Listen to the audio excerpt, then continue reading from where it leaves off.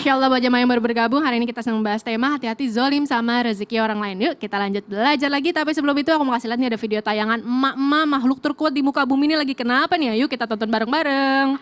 Lempar mangkok ke kepala wanita penagih hutang hingga pecah dan berdarah di Gresik.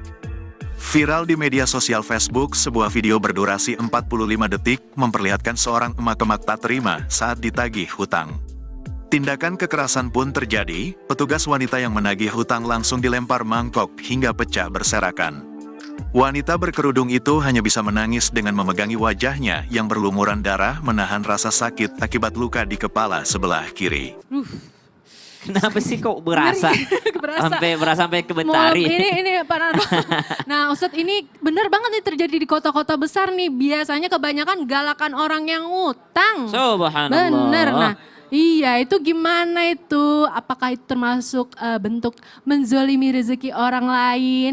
Dan kita harus bagaimana menghadapinya dan harus bagaimana nih yang ngasih pinjaman nih biar gak sakit hati kayak tadi kasihan tuh udah sakit hati nyeri lagi. Silakan Ustaz penjelasannya. Bismillahirrahmanirrahim. Mohon izin guru-guru kami dimuliakan Allah Subhanahu wa taala. Al-Qur'an surah Al-Baqarah ayat 282. A'udzu billahi minasy syaithanir rajim. يا أيها الذين آمنوا إذا تداينتم بدين إلى أجل مسمى فاكتبوه وليكتب بينكم كاتب بالعدل ولا يأب كاتب أن يكتب كما علمه الله فليكتب وليملل الذي عليه الحق وليتق الله ربه ولا يبخس منه شيئا فإن كان الذي عليه الحق سفيها أو ضعيفا أو لا يستطيع أن يمل هو فليملل وليه بالعدل واستشهدوا شهيدين من رجالكم إلى آخر الآية. Ayat ini adalah ayat paling panjang di dalam Al-Quran. Surah Al-Baqarah ayat 282. Mungkin kalau kita menerka-nerka ayat paling panjang apa ya? Mungkin tentang surga atau tentang neraka atau tentang sholat atau tentang ibadah-ibadah yang lainnya. Namun ternyata ayat terpanjang di dalam Al-Quran itu adalah tentang hutang piutang antara satu orang dengan orang yang lainnya. Ini saking pentingnya untuk memperhatikan agar kita tidak saling menzalimi satu dengan yang lainnya. Pertanyaannya, apakah orang yang menahan enggan untuk membayar hutang adalah termasuk kezaliman? Maka ada hadis riwayat Bukhari disampaikan kepada kita dari baginda Nabi besar Muhammad sallallahu alaihi wasallam, dari lisan beliau yang mulia, beliau bersabda, matlul ghani zulmun, menahan-nahan enggan membayar hutang bagi orang yang sudah mampu membayar hutang adalah zulmun, adalah kezaliman. Apalagi kalau kezaliman ini terus berulang, maka imam mazhab 4 menghukumi orang tersebut sebuah kezaliman yang terjadi berulang-ulang, maka dia termasuk orang fasik. Orang fasik itu apa? Orang fasik itu adalah orang yang tahu ini salah tapi tetap dilakukannya. Maka ulama kita menghukumi orang yang senantiasa ataupun dengan sengaja dia mampu tapi sengaja dia, maka dia termasuk kezaliman. Dan kalau kezaliman diulang-ulangi terus, ditahan terus, maka dia termasuk dalam kefasikan. Innallaha la yahdil qaumal fasiqin. Allah tidak memberi hidayah kepada kaum yang fasik. Allah tidak cinta kepada kaum yang fasik. Siapa mereka? Di antaranya orang yang mengulang-ulangi kezalimannya. Maka Nabi SAW menyarankan kepada kita, kalau bisa jangan berhutang. Tapi kalaupun harus berhutang, maka jadilah orang yang baik akhlaknya, yakni orang yang tidak menunda-nunda pembayaran hutang tersebut. Wallahu ta'ala a'lam. At least seenggaknya jangan marah-marah begitu ya Ustadz ya. Sampai berasa kepalanya tadi. Iya, aduh udah tadi udah. Terima kasih Ustadz penjelasannya. Sama-sama, Tepuk tangan jemaah. Masya Allah.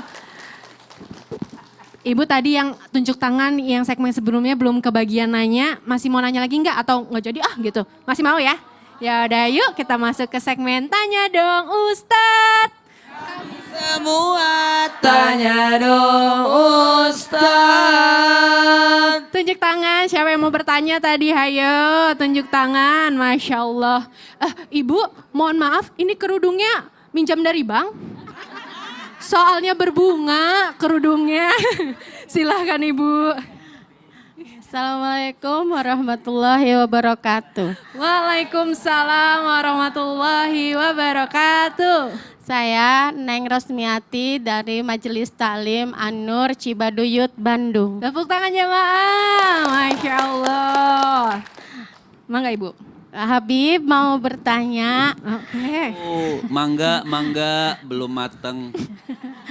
Silakan Bu, apa pertanyaannya? Apa benar sebaik-baiknya rezeki adalah yang membuat diri kita zolim, nggak melalaikan dari zikir? Berarti kalau udah lalai dari zikir, ya rezeki itu nggak halal dong, Bib. Oh begitu. Ya, terima kasih Pak Habib. Sama-sama. Masya Allah. Assalamualaikum warahmatullahi wabarakatuh. Waalaikumsalam warahmatullahi wabarakatuh. wabarakatuh. Boleh Habib silakan langsung dijawab. Baik. Artinya semua itu ujian Ibu. Semua ini ujian dari Allah Subhanahu wa Ta'ala. Memang rezeki yang bagus, rezeki yang baik adalah rezeki yang tidak menghalangi kita itu untuk zikir kepada Allah, untuk ibadah kepada Allah Subhanahu wa Ta'ala. Tapi bukan berarti ketika kita mendapatkan rezeki kemudian kita terhindar, misalnya orang yang meninggalkan sholat, bukan berarti rezekinya itu tidak halal. Akan tetapi memang rezeki itu ujian dari dia, bagaimana Allah berikan dia ujian rezeki tapi tetap ibadah kepada Allah Subhanahu wa Ta'ala. Makanya sesuatu yang sangat hebat tadi betul, sebaik-baiknya rezeki adalah yang selalu kita ingat kepada Allah Subhanahu wa Ta'ala. Maka dikatakan ij'alid dunya majlisaini. Maka jadikan dunia ini buat kita nggak usah repot-repot. Ada dua tempat saja yang bisa kita ambil. Kalau Al-Imam Syafi'i radhiyallahu taala anhu wa ardah, beliau mengatakan ad-dunya sa'ah faj'alha ta'ah. Dunia ini sesaat. Banyak rezeki yang Allah berikan kepada kita, jangan sampai rezeki tersebut untuk menghindarkan kita ibadah dan ingat-ingat kepada Allah Subhanahu wa Ta'ala. Maka Imam Syafi'i tadi mengatakan jadikan dunia ad-dunya sa'ah faj'alha ta'ah. Dunia itu sesaat, enggak terasa. Ustaz Maulana 52. Betul? Betul? 50 Bi. Oh 50, alhamdulillah. Enggak terasa ibu-ibu 63. Kan enggak terasa, Masya Allah. Jadi ad-dunya sa'ah faj'alha ta'ah. Dunia ini sesaat. Jadikan apa sesaat yang sebentar ini? Jadikan ketaatan kepada Allah. Rezeki yang Allah berikan kepada kita, jadikan apa rezeki tersebut? Untuk Allah Subhanahu wa Ta'ala. Makanya ij'ali dunya majlisaini. Jadikan dunia, Bu. Udah minum obat? Udah. Ij'ali dunya majlisaini, jadikan dunia itu dua kelompok saja. Enggak usah ribet-ribet kita sama dunia ini, enggak usah pusing-pusing katanya. Karena kenapa kita pusing sama dunia? Ketika kita pusingin dunia, maka dunia itu menjauh dan bikin pusing kita. Sebenarnya dunia itu enggak usah dibikin pusing. Jadikan kita hidup di dunia ini cuma dua saja, dua kelompok hidup. Pertama apa? Litolabil ilmi. Buat apa sih Allah Subhanahu wa Ta'ala hidupkan kita di dunia? Pertama, memang untuk ibadah kepada Allah. Kemudian litolabil ilmi, untuk menuntut ilmu Allah Subhanahu. Kayak ibu-ibu pagi-pagi nih sudah di majelis Islam itu. Nah, ini namanya litolabil ilmi, jauh-jauh dari mana tadi? Dari Bandung, Masya Allah, bawa peyem. Ya. Jadi litolabil ilmi, untuk menuntut ilmu. Kemudian yang kedua apa nih? Ini yang penting nih. Litolabil halal, ilmu terus. Yang pertama untuk menuntut ilmu, dan yang kedua litolabil halal, untuk mencari rezeki yang halal. Kenapa? Mudah-mudahan rezeki yang halal ini ya Allah bisa terus membantu kita untuk dekat kepada Allah Subhanahu wa taala dan Amin. menjadi jembatan wasilah kita masuk Amin. syurga. Amin, surga. Amin ya Allah. Amin. Amin. Jadi Habib, sebaik-baiknya rezeki adalah rezeki yang bisa mengajak kita untuk senantiasa melakukan kebaikan Betul. dan mengharapkan rahmat Allah Subhanahu wa taala gitu ya. Betul. Terima kasih Habib penjelasannya. Sama-sama, Tepuk tangan Betari. dong ibu-ibu. Masya Allah. Bu, cukup jelas ya Bu. Alhamdulillah. Ayo siapa lagi nih yang mau bertanya, tunjuk tangannya. Ayo. Kenapa Bu kedip-kedip ke saya? Sini Neng, kayak gitu. Ini Bu, ya sudah kalau begitu silahkan. Assalamualaikum warahmatullahi wabarakatuh. Waalaikumsalam warahmatullahi wabarakatuh. Tanya dong Ustadz. Perkenalkan, nama saya Nui Nur Hayati. Saya dari Majelis Taklim An-Nur Cibaduyut, Bandung. Tepuk tangan jamaah. Boleh, Izin Bu. bertanya pada Ustadz Maulana. Apakah benar kalau dalam sebuah rumah tangga keuangan itu diatur sepenuhnya oleh istri? Apakah itu termasuk dolim kepada rezeki suaminya? Atau kan karena banyak suami yang protes dan mengeluh. Dia yang bekerja, dia yang mencari nafkah, yang mengatur sepenuhnya istri dan yang menghabiskan juga istri. Itu ibu. Bukan. Protes suami. Oh, suaminya protes Ustadz. Ya terima kasih Pak Ustadz. Waalaikumsalam warahmatullahi wabarakatuh. Waalaikumsalam warahmatullahi wabarakatuh. Wassalamualaikum. Ibu waalaikumsalam. Mungkin ini kali ya, kata ibunya tuh kan suami tuh singkatannya adalah semua uang adalah milik istri gitu. Tapi benar begitu nggak? Balik lagi ke Ustadz Maulana, silahkan Oh, baik. Ustadz. Apakah bentuk kezaliman seorang istri terhadap suami? Jikalau suami sudah cari nafkah, istri yang pegang, istri yang habiskan. Ketahuilah, nafkah itu tergantung dari kemampuan suami. Tapi ada catatan, sesuai kebutuhan istri. Ada lagi hal yang penting harusnya diterapkan. Apa itu? Sesuai kesepakatan. 1, 2, 3. Sepakat. Karena kadangkala ada juga istri yang boros. Betul tidak? Kalau istri yang boros, bagusnya dikasih per bulan aja. Betul tidak?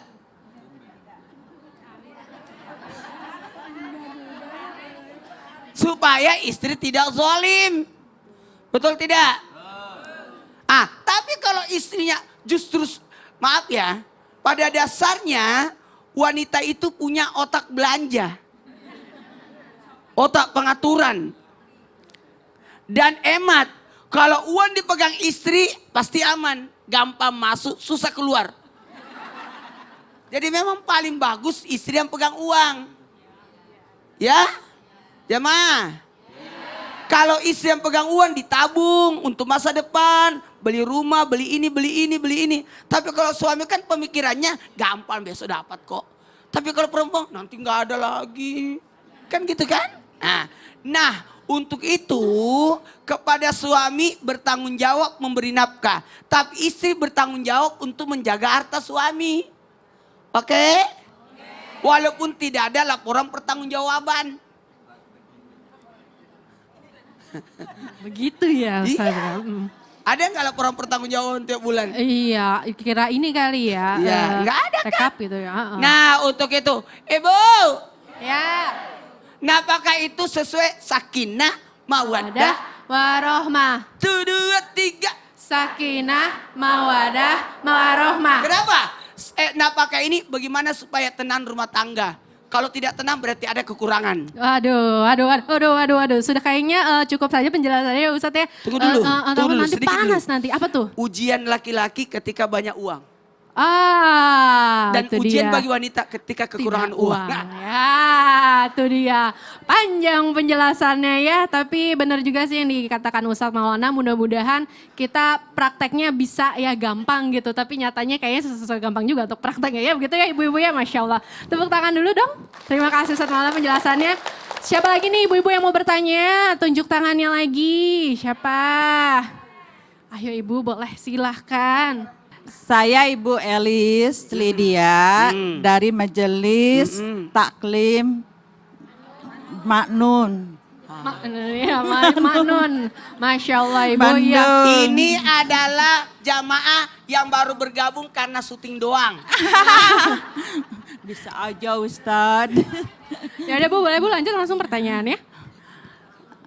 Ke kamera lagi Bu, pertanyaannya apa? Ustadz, Ya, mau tanya dong. sama siapa? Sama siapa? Habib. Habib, oke. Nggak jadi nanya kosan malam. Boleh Bu langsung Bu pertanyaannya apa? Ya Habib. Siap. Saya tuh bingung ya saudara. Aku tuh selalu minta uangnya ke aku aja. Sedangkan dia tuh masih mampu bisa ikhtiar gitu. Apa itu tidak dolim? Baik. Oke, bagus nih pertanyaannya Bu. Terima kasih ya Ibu. Ya, udah Bu, ada lagi belum ya? Assalamualaikum warahmatullahi wabarakatuh. Waalaikumsalam warahmatullahi wabarakatuh. wabarakatuh. Boleh silakan Habib langsung dijawab. Baik, sebelum kita jawab pertanyaan Ibu tadi, orang selalu minta sama kita bahwasanya tapi dia sehat masih bisa ikhtiar gitu ya. Cuman sedikit ada rumus yang sampai sekarang belum bisa terbongkarkan. Apa itu? Ini rumus suami istri. Di mana-mana istri nggak ada yang utang sama suami. Tapi suami kok bisa banyak utang sama istri?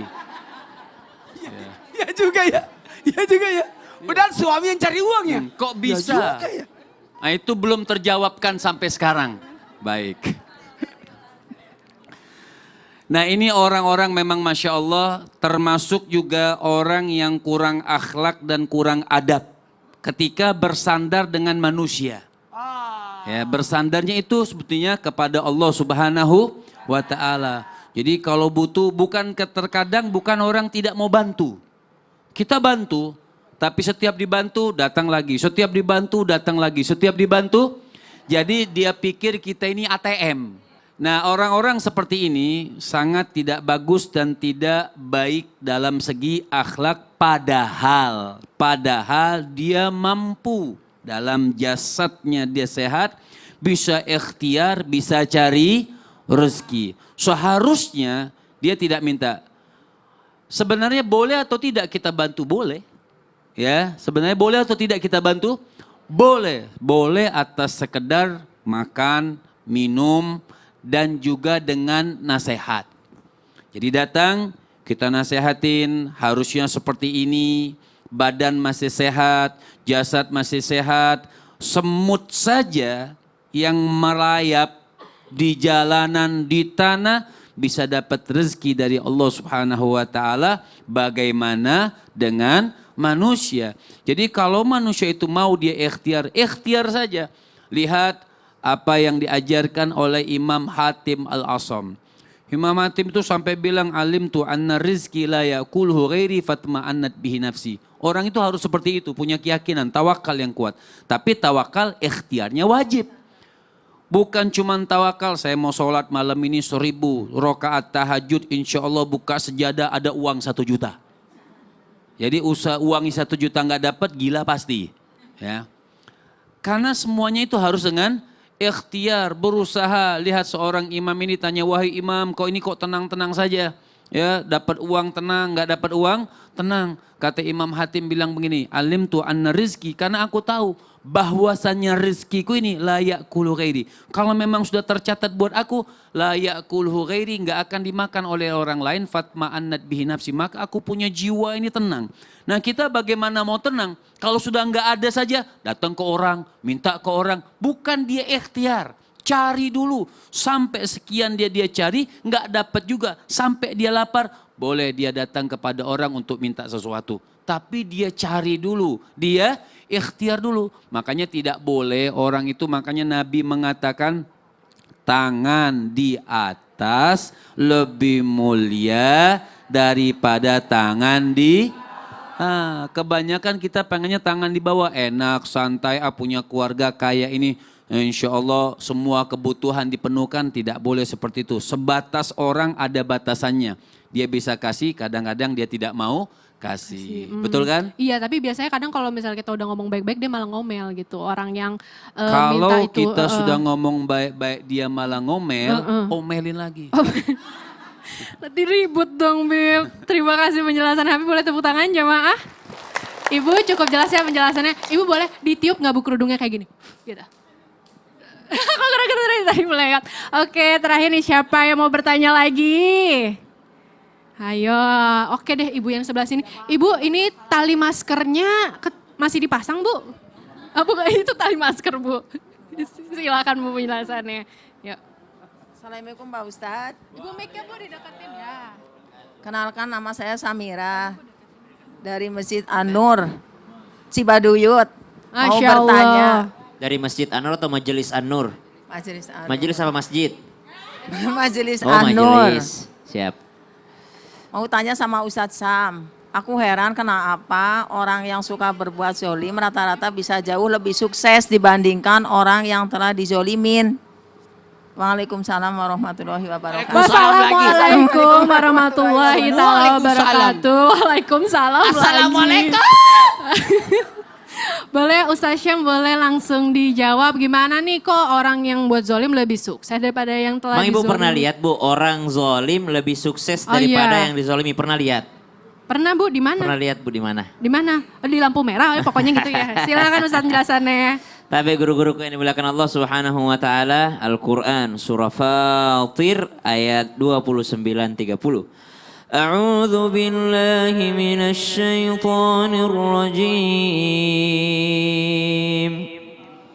Innal ladzina yatluna kitaballahi wa aqamus salata wa anfaqu mimma razaqnahum وأنفقوا مما رزقناهم سرا وعلانية يرجون تجارة لن تبور ليوفيهم أجورهم ويزيدهم من فضله إنه غفور syakur.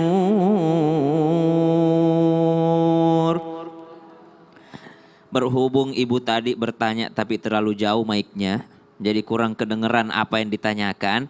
Ibu ini bilang kalau banyak orang yang zolim lebih sukses daripada yang dizolimi. Kenapa itu bisa seperti itu? Maka yang keliru adalah kacamata kesuksesan yang kita punya. Kita pikir banyak uang, rumah bagus itu sukses. Kadangkala kita merasa orang rumahnya bagus, mobilnya mewah, uangnya banyak, sukses. Kalau begitu saya ingin bertanya sama ibu-ibu. Kira-kira ibu kalau dibilang Fir'aun itu sukses atau tidak? Istananya besar loh Bu. Kekuasaannya banyak. Bukan lagi 2 periode. Berapa periode menjabat itu subhanallah. Jabatannya, kekuasaannya, uangnya. Tapi tidak akan ada yang menjawab bahwa Fir'aun itu sukses. Betul? Betul. Kenapa? Karena orang beriman bukan hanya mengukur kesuksesan dari dunia.